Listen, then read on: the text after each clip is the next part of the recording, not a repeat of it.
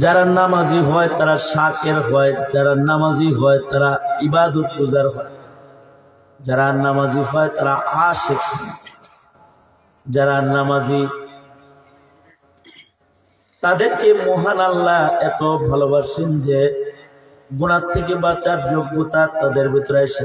কেন নামাজ পড়বেন না? ফজরের নামাজ এজন্য পড়বেন, রাতের বেলায় ঘুমাইছিলেন তার মানে মরে গেছিলেন, মহান আল্লাহ দয়া করে জীবিত করছেন। যদি ঘুম না ভাঙতেন তাহলে এই ঘুম জীবনের শেষ ঘুম হয়ে যেত।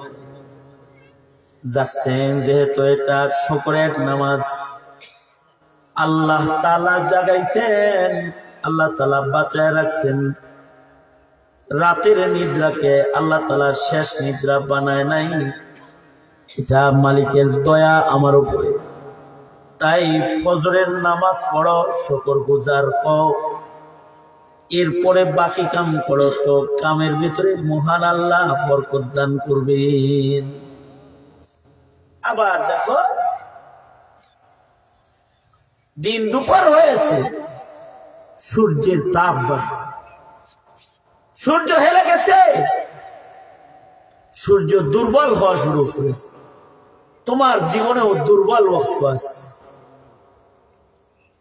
যৌবন এর সীমানা যাদের শেষ হয়ে যায় তাদের দুর্বলতা শুরু হয়ে যায়। এই দুর্বল হালত যে আবার শুরু হয়েছে, এটা যেন তোমার জন্য ধ্বংসের কারণ না হয়।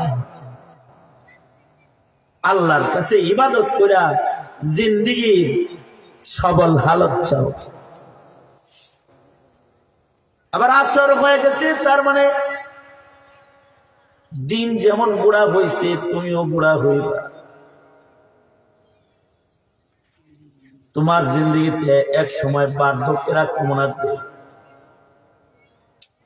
তুমি তোমার জিন্দগির মূল্যবান সময়কে নষ্ট করো না।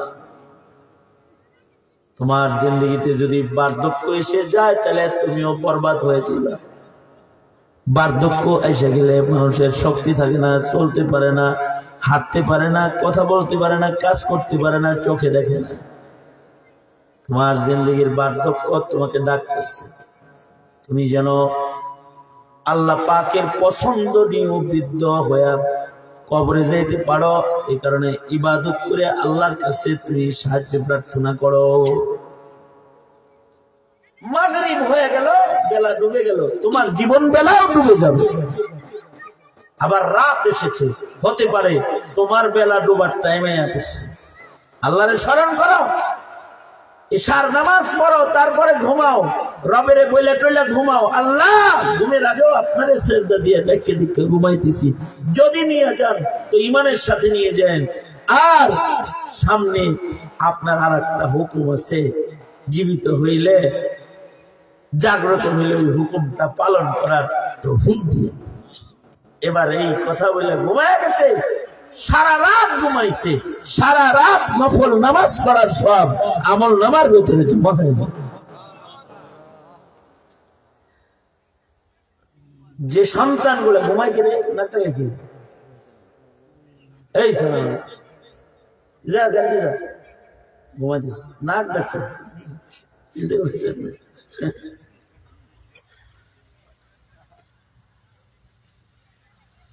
নামাজ কায়েম, নিজে নামাজ পড়েন, ঘরের লোকদের নামাজ পড়ান, আর ইয়ালদেরকে নামাজি বানান। যেই সন্তানগুলা নামাজ পড়বে আল্লাহ পাকের ওয়াদা হলো। তুমি আবার ফোনে কথা বলতেছো, এত ফোন ধরেই রাখছে, তেরা লোক জ্যাকেট পরা যায়, বিলকুল বয়ান শোনেন, সারাক্ষণ ফোন ধরে রাখছে। যে বললাম যে মোবাইল টিভির দরকার নেই, কথাটার মূল্য নাই।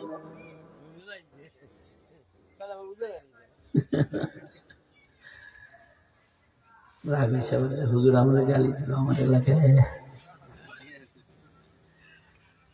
আসলে নিয়ম এইভাবে সারা জিন্দগি ওয়াজ শুনবে, পরিবর্তন হইতে পারবে না।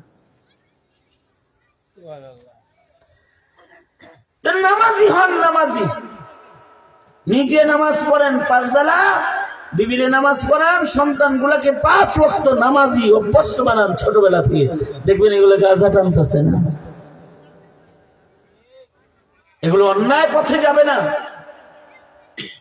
যেই সমাজে বেনামাজি বাড়ে ওই সমাজের নাস্তিক বাড়ে, বেঈমান বাড়ে, নাস্তিক বাড়ে।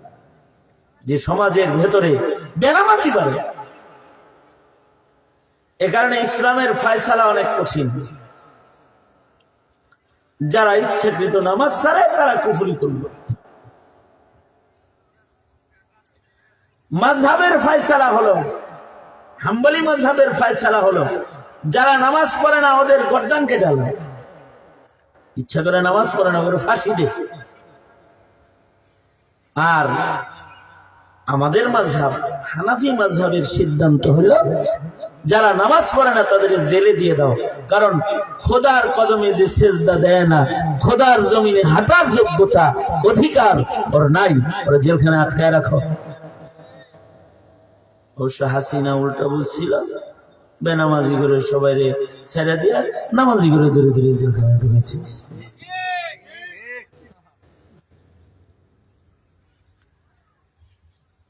যে বেনামাজি ও খোদার জমিনে হাঁটা চলা করার অধিকার রাখে না। কারণ নামাজির কদমের সময় জমিনে বরকত হয়, নামাজি গাছপালা দিয়া হাঁটা গেলে গাছে বরকত হয়। নামাজ পড়ে রহমত লয়ে যখন মুসল্লি বাইরে আসে, মসজিদের ছাদের উপরে রহমত বর্ষণ হয়। এই রহমত নিয়ে যখন সে জমিনের বাইরে বের হয়ে যায়, এই রহমত বরকত জমিনের সর্বত্র ছড়ায়া যায়। কারণ মসজিদ হলো রহমত বর্ষণের কেন্দ্র। এই কারণে মসজিদে ঢোকার সময় দোয়া পড়তে হয়, আল্লাহুম্মা ইফতাহ লি আবওয়াবা রাহমাতিক, আয় আল্লাহ আমার জন্য রহমতের দুয়ার আপনি খুলে দেন। রহমত পাওয়ার আশায় মসজিদে যাইতে হয়। আবার যখন বাইর হয় তখন বলতে হয়, আল্লাহুম্মা ইন্নী আসআলুকা মিন ফাদলিক, আল্লাহ আপনার কাছে ফজল দয়া করুণা চাই। একবার লয়ে গেলাম, দ্বিতীয়বার আবার যেন নিতে আসার সুযোগ পাই। সুতরাং বাচ্চা কাচ্চা কথা শোনে না, গুনাহ খাতা করে বেশি, পাপাচার বেশি করে, এদেরকে নামাজি বানান তো পাপ ছেড়ে দিবে গ্যারান্টার স্বয়ং আল্লাহ। আল্লাহ বলে ইন্নাস সালাতা তানহা আনিল ফাহশাই ওয়াল মুনকার। সবচেয়ে বড় কথা, ময়দানে মাহশারে আমাদের কাছ থেকে আল্লাহ তাআলা সর্বপ্রথম নামাজের হিসাব নিকাশ নেবেন। সবার আগে আমাদের নামাজের হিসাব নেওয়া,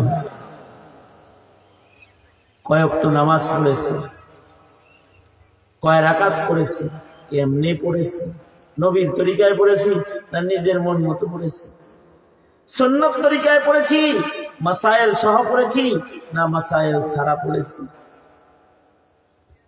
হাদিসে আছে আল্লাহর রাসূল বলেন, কিছু নামাজীর নামাজকে আল্লাহ তাআলা চেহারায় ফিকা মারবে, যা তোর নামাজ তুলে যায়। কারণ ওর নামাজের অধিকাংশই নষ্ট, মাসআলা নষ্ট, ওযু নষ্ট, কিরাত নষ্ট, তাসবিহ নষ্ট, কাইফিয়াতে সালাত নষ্ট, সুন্নত তরিকার সিজদা নাই, সুন্নত তরিকার রুকু নাই। মনে যা চায় ওইভাবে একটু উঁচা নিচা রুকু সিজদা করার নাম নামাজ না। শিখতে চান তাহলে তাবলীগে যান, একটা চিল্লা লাগান, দেখবেন নামাজ ঠিক হবে। সমাজে দাওয়াত তাবলীগের গাছের আমল চালু রাখেন, এতে মুসল্লি বাড়ে, নামাজি বাড়ে, নামাজির গলত নামাজ সোজা হয়। সাপ্তাহিক গাছটা হয়। যুব সমাজ যারা আছো, তোমরা তোমাদের ইবাদত বন্দেগীর সৌন্দর্য বাড়াইতে একটু দাওয়াত তাবলীগের সময় হক্কানি মাশায়েখিনদের সাথে তাল্লুক বাড়াও, বিরাখের সকলকেই কিন্তু কবরে যেতে আল্লাহর কাছে ধরা খাইতে। সুতরাং দেখতে সুন্দর হবে তিলাওয়াতুল কোরআন দিয়া, খায়রুকুম মান তাআল্লামাল কোরআন ওয়া আল্লাম। সমাজ সুন্দর হবে নামাজ দিয়া, ইন্নাস সালাতা তানহা আনিল ফাহশাই ওয়াল মুনকার। যারা নামাজ পড়বে তারা পাপাচার করবে না, গ্যারান্টার স্বয়ং আল্লাহ। আর তিলাওয়াতুল কোরআন, নামাজ ও ইবাদত বন্দেগী সবকিছুর মজা বৃদ্ধি পাবে, দিলের ভিতরে মজা বাড়বে জিকরুল্লাহর আমল দিয়া। ওয়ালা যিকরুল্লাহি আকবার। জিকির জিকির করা সহজ, কঠিন কাজ। ওযু করা লাগে না, কিবলামুখী হওয়া লাগে না। যেখানে আছে, খেতে আছে, খেতে বসে বসে জিকির করতে পারে, দোকানে আছে, দোকানে বসে বসে জিকির করতে পারে, অফিসে আছে, অফিসে বসে বসে জিকির করতে পারবে। যার জীবনে যিকরুল্লাহ যত বেশি হবে, তার ইবাদতের স্বাদ তত বেশি হবে। কয়টা আমলের কথা বললাম? তিনটা। কোরআন পড়া, নামাজ পড়া, জিকির করা। ইনশাআল্লাহ বলেন, জোরে বলেন ইনশাআল্লাহ, জোরে করে বলেন ইনশাআল্লাহ। করবেন তো ইনশাআল্লাহ? সন্তানকে কোরআন পড়াইবেন তো ইনশাআল্লাহ? নামাজ পড়ার আদেশ দিবেন তো ইনশাআল্লাহ? ছেলেবেলে গুলো যদি নামাজে পাঠান, তাহলে এগুলোর সম্পর্ক ইমাম মুয়াজ্জিনের সাথে। আর যদি এদের নামাজে না পাঠান, নামাজ না পড়ান, তো এদের সম্পর্ক কিন্তু আপনার অজান্তে নাস্তিকের লগে হয়ে যায়। অনলাইনে নাস্তিক মুরতাদ হয়ে গেছে।